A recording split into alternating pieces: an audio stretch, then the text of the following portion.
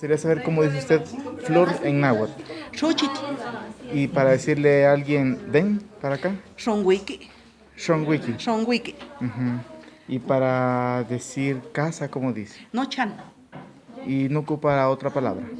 no chan, es mi casa. Y cal o cali no oído. Calo, O cali no hay. y Mocali, es mi, también es igual, es mi casa. Ah, ya. Mocali. ¿Y el invierno cómo lo llama usted? Y así que, ay, no, eso no, como que no sabía. Pero ahorita lo pregunto y ahorita. ¿Ha oído la palabra chupan? Chopan quiere decir cuando llueve mucho, ¿Cómo dice usted? cuando llueve mucho. ¿Y esa palabra se dice? Chopan, Chopan. chopan, Ah, vaya. chopan porque aquí agua mía. Ujú. Y para decir cuántos años tiene, ¿cómo pregunta usted eso? ¿Qué es que es pía? ¿Qué es que? ¿Qué es que es pía? Ah, va. Bueno. Paso jamás. La socamati mamá.